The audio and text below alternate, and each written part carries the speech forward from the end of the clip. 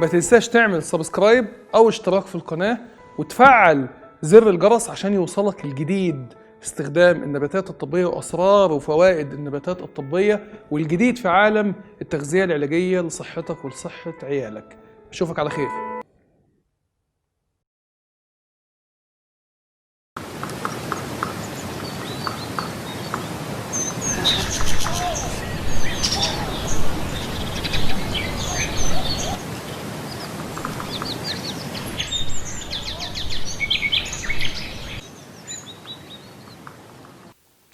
بسم الله الرحمن الرحيم. مشاهدينا الكرام، اهلا وسهلا بكم وحلقه جديده من برنامج اسرار وفوائد. النهارده هنتكلم في اسرار وفوائد عن فوائد قشر البطيخ.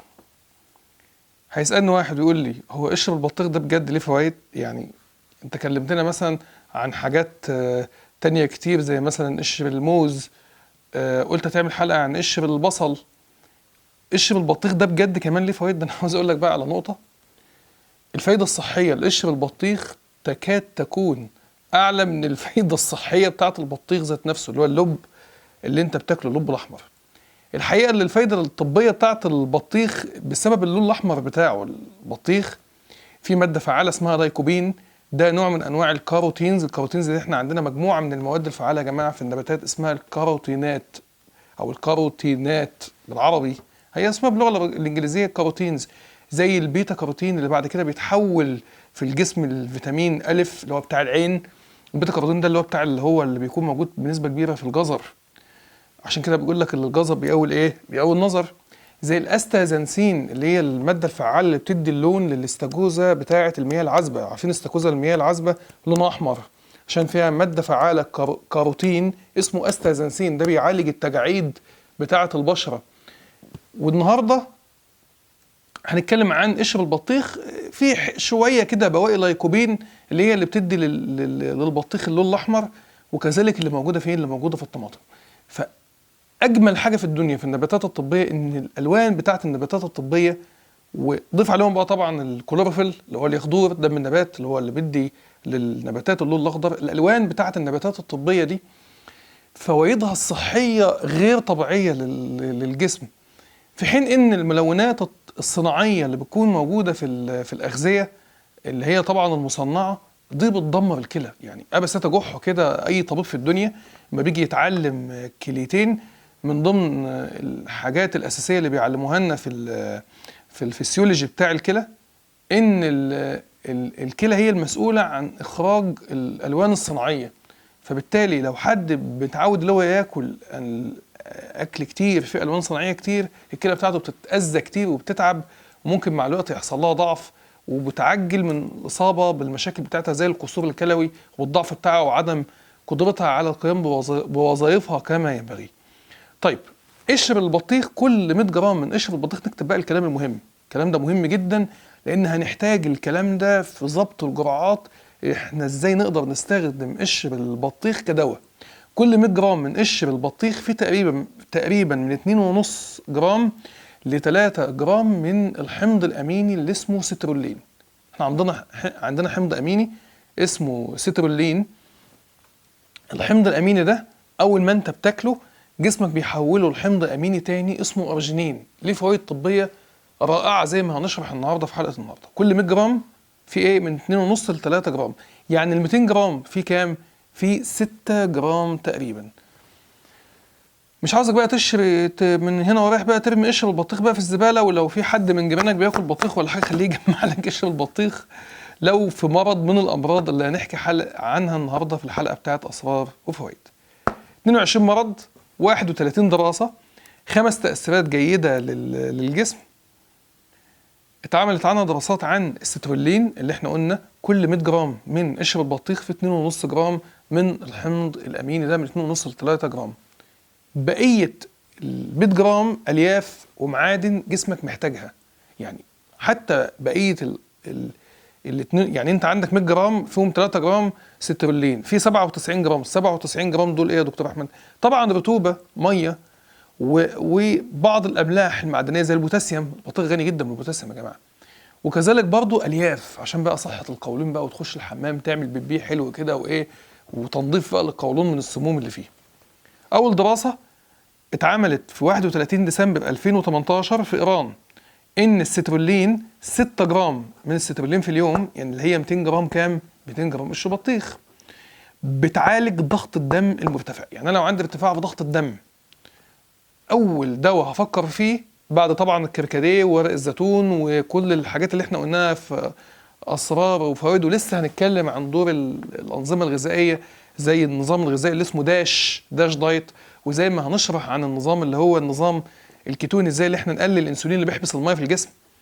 من ضمن الحاجات الاساسيه اللي انا بستخدمها في علاج ضغط الدم المرتفع هو استخدام قشر البطيخ. جرعته قد ايه؟ زي ما الدراسات بتقول لك لو استخدمت 200 جرام من قشر البطيخ بما هو يكافئ 6 جرام من السترولين، فعال جدا في علاج ضغط الدم المرتفع، وضغطك هينزل لمعدله الطبيعي بدون الحاجه لاي شيء اخر.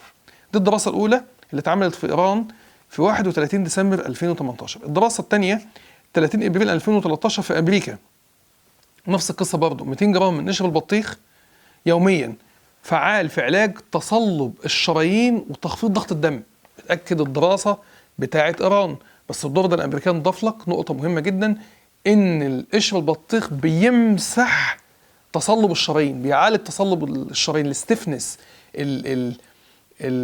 الخشونه اللي بتكون موجوده في الشريان اللي بتفقده الليونه بتاعته، اللي ما عادش الشريان زي زمان بينقبض وبينبسط وما عادش فيه الليونه الطبيعيه بتاعته عشان يقدر اللي هو يخفض ضغط الدم ويرفع ضغط الدم زي ما جسمك بيكون محتاج. الدراسه رقم 3 في 31 ديسمبر 2016 اتعملت في اسبانيا، ان قشر البطيخ فعال جدا في علاج آلام العضلات لمحبي ممارسي رياضة المشي والجري، واللي بيحبوا اللي هم يعملوا تمارين رياضية في البيت أو في الجيم أو في النادي. مشكلة الناس العظمى أول ما بيجي اللي هو ينزل الجيم أو يعمل رياضة، أول أسبوعين من الرياضة بيكره الرياضة، ما عادش بيعمل رياضة تاني بسبب القصة دي. بيعمل رياضة من هنا وتلاقي عضلاته مكسرة وعنده ألم شديد جدا في عضلاته، يقول لك لا يا عم والله ما أنا رايح الجيم ده تاني، ده عذاب. قشر البطيخ. وكنا قلنا لو تفتكروا من كمان في حلقات أسرار وفوائد اتكلمنا عن الرمان، قلنا اللي عصير الرمان منشور عنه دراسات برضه في المصل سورنس أو الآلام بتاعة الإيه؟ العضلات أو الشد اللي بيكون موجود في العضلات نتيجة الرياضة. نفس القصة اما هنيجي نتكلم برضه عن الأحماض الأمينية، وناخد الأحماض الأمينية واحدة واحدة كده. هنتكلم عن حمض أميني اسمه التورين. التورين ده برضه من الأحماض الأمينية الممتازة جدا في علاج برضه آلام العضلات، واللي بيكون منضاف على المشروبات بتاعة الطاقة، بيحطوه في مشروبات الطاقة لأنه بيمنع إن أنت تشرب مشروب الطاقة من هنا، وعشان الكافيين اللي بيكون موجود في مشروب الطاقة تحس بالإيه؟ بالألم في قلبك أو تحس بخفقان في القلب نتيجة ارتفاع معدل الكافيين اللي بيكون موجود في مشروب الطاقة.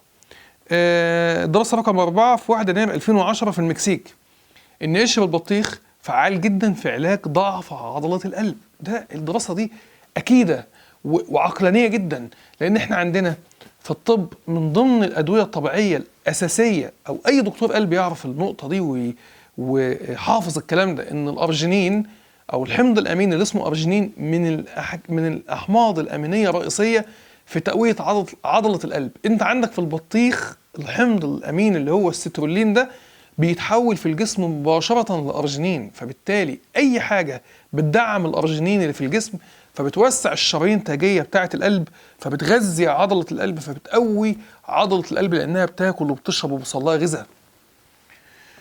الدراسة دي اتعملت في المكسيك في 1 يناير 2010. الدراسة رقم 5، انتوا مش ملاحظين حاجة يا جماعة؟ كل الدراسات في آخر 10 سنين. التطور اللي حصل في النباتات الطبية والتغذية العلاجية في آخر 10 سنين غير عادي، دراسات غير عادية في ال10 سنين اللي فاتوا. الدراسة رقم 5 في 1 يناير 2011 في إيطاليا، إن قشر البطيخ دواء فعال جدا للانتصاب الضعيف. طبعا كلام عقلاني جدا، طبعا قشر البطيخ لازم بيكون بيعالج الضعف الجنسي، لأن الأرجينين الحمض الأميني اللي موجود في البطيخ من الأحماض الأمينية اللي منشور عنها دراسات كتيرة جدا في قدرتها اللي هي توسع الشرايين وتغذي القضيب بالدم وتغذي الأنسجة بالدم بتاعة القضيب وتوصل الدورة الدموية زي الفياجرا بالظبط. الفياجرا ده الدور اللي بتعمله بتوسع الشرايين، بتوصل الدورة الدموية اللي رايحة للقضيب، فبالتالي يحصل انتصاب. نفس القصة لو حضرتك مشيت على قشر البطيخ بجرعة 200 جرام في اليوم، هتبقى الانتصاب بتاعك قوي جدا جدا جدا، مش هتحتاج الادويه بتاعت ضعف الانتصاب. الدراسه رقم 6 في 30 نوفمبر 2014 في المانيا. اشرب البطيخ فعال جدا في ضبط الحركه بتاعه الحيوانات المنويه والشكل بتاعها اللي هو التشوهات بتاعتها، وكمان العدد بتاع الحيوانات المنويه. الدراسه دي اتعملت في المانيا في 30 نوفمبر 2014. برضه الكلام عقلاني يا جماعه، كلام عقلاني جدا، وكلام الدراسات ماشيه مع العقل. ان اشرب البطيخ هيبقى فيه ماده فعاله اسمها سيترولين، والجسم بيحتاج الارجينين في كذا حاجه. من ضمن الحاجات اللي بيعوزها الجسم وبيستخدمها بيستخدم الارجينين فيها اللي هو بيرفع سرعه الحيوانات المنويه، بيرفع عدد الحيوانات المنويه وانتاجها. اشرب البطيخ بينشط الدوره الدمويه الطرفيه اللي رايحه للايه للخصيه، فبالتالي بيخليها اللي هي تنتج اكتر والمصنع يشتغل احسن وينتج انتاج سليم، مفيش تشوهات. الدراسه رقم 7 في 4 اغسطس 2016 في فرنسا، ان اشرب البطيخ فعال جدا في علاج الكبد الدهني. يعني انا لو من الناس اللي عندي مثلا سكر، الناس اللي عندي ضغط، احنا قلنا كلام في اول الحلقه، الضغط، السكر، تصلب الشرايين، ارتفاع اليوريك اسيد في الدم اللي هو الحامض اليوريك اللي بيعمل بعد كده الاصابه بالجاوت او النقرس، فانت بتكون عرضه لامراض مقاومه الانسولين زي المشاكل بتاعه العين بقى والكلى والسكر وغيرها. لو انت استخدمت قشر البطيخ بانتظام، انت ما انتاش هتكون في حاجه لهذه الادويه، وان شاء الله ربنا يحفظك ويحفظ جسمك من الامراض دي. يعني انا بستغرب جدا من ان الناس بتستخدم قشر البطيخ ده. يعني عندنا في مصر بيعملوا بيه حاجه بايخه جدا، بيقطعوه بيرموا له البط. مش فاهم والله الصراحه. يعني قشر البطيخ اهم من البطيخ. اما تيجي تاكل البطيخه كل القشر الاول وبعد كده بدور على البطيخ ذات نفسه. ما ترميش قشر البطيخ للبط. اشوفك على خير. ما تنساش تعمل سبسكرايب للقناه، ما تنساش تعمل لايك للفيديو، وتفعل زر الجرس عشان يوصلك الجديد في عالم التغذيه العلاجيه والنباتات الطبيه. وما تنساش ان انت تشير الفيديو على الفيسبوك والواتساب بعد اذنك. اشوفك على خير. شكرا والى اللقاء.